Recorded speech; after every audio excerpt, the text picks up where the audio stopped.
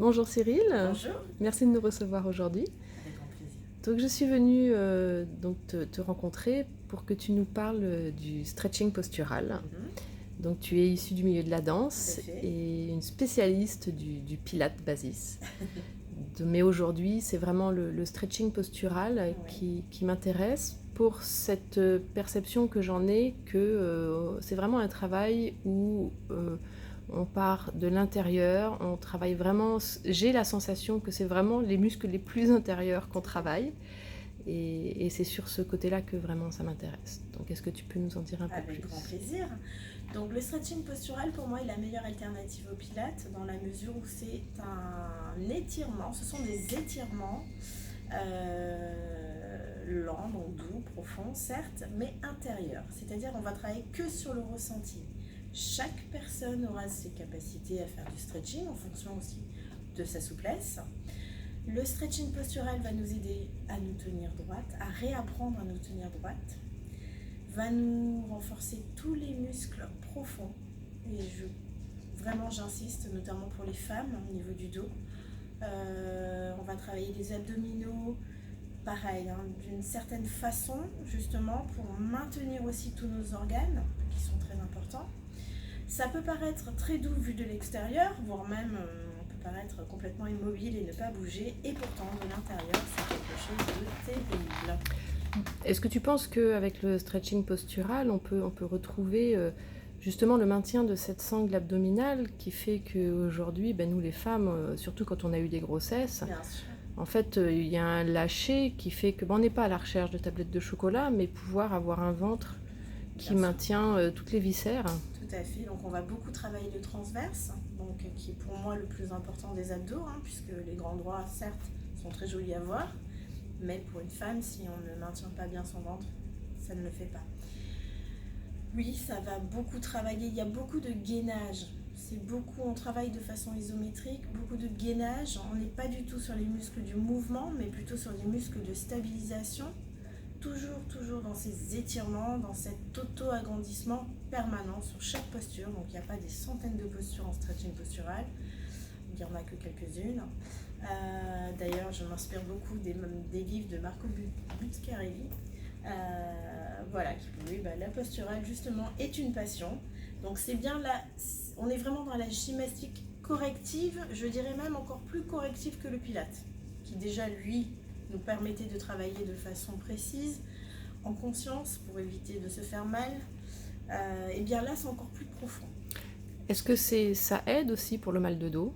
Tout à fait, on va remuscler le dos, toujours en se grandissant, en s'étirant.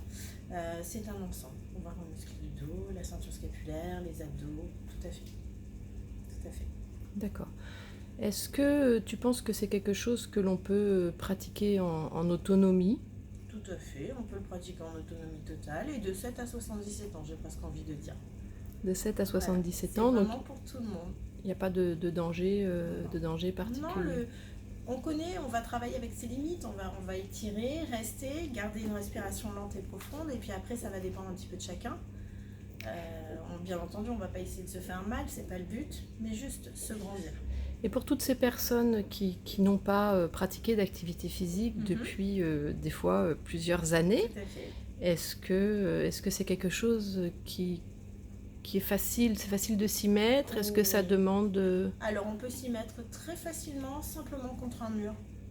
Venir se placer, s'asseoir au sol, le dos appuyé contre un mur, se grandir et déjà voir ce qui se passe. Rien que ça, déjà, ça peut être terriblement difficile. Les mains le long du corps ou derrière la tête et rester, garder, voir un petit peu si tout le dos se plaque au mur. Si on creuse, on essaye un petit peu de se corriger avec le bassin en rétroversion. Rien que ça, je vous assure, c'est génial. Donc en fait, c'est beaucoup des mouvements où on ne bouge pas. On ne bouge pas, on les tient environ... Moi, je travaille beaucoup sur du 30 secondes, 20-30 secondes.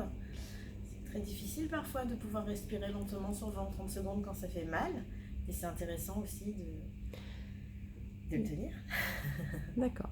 Alors j'ai une petite question subsidiaire. qui va te surprendre parce que tu n'es pas préparée. D'accord, je t'écoute. Est-ce que tu envisagerais un jour peut-être de nous préparer des petites vidéos Avec grand plaisir.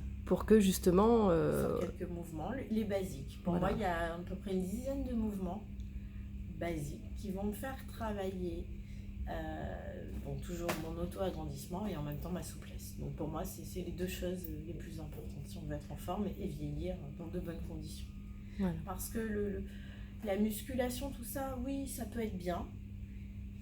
Mais je pense que si en plus on peut travailler aussi, parce que sur certains mouvements posturels, on aura aussi l'équilibre, qui est très important, surtout quand on prend de l'âge, moi je préfère. Voilà. En fait, on mise sur le long terme, c'est-à-dire que c'est sur du long vraiment... terme, mais en fait, ça va devenir, il faut que ça devienne des réflexes. Il faut que me tenir droite devienne un réflexe, les épaules en bas. J'imagine ce petit fil en fait qui me tire vers le haut, ça reste un petit peu, on le retrouve aussi dans le Pilates. En fait, c'est ça, c'est je me grandis, je rentre mon ventre, je gaine, je sors un tout petit peu ma poitrine et je me grandis. Et donc on pourrait... Grandir, c'est mincir. Voilà. Bah oui, ça. Et puis on pourrait presque parler un peu comme la modification des habitudes alimentaires. Tout à fait. Une modification du rapport au corps. Et puis tout ça, il y a quelque chose qui me parle beaucoup, c'est-à-dire que tu parles de conscience. Donc moi je parlerais d'hyperconscience, c'est-à-dire vraiment amener sa conscience dans son corps et modifier cet abord-là. Se découvrir, parce que je crois que pour certaines personnes, c'est vraiment une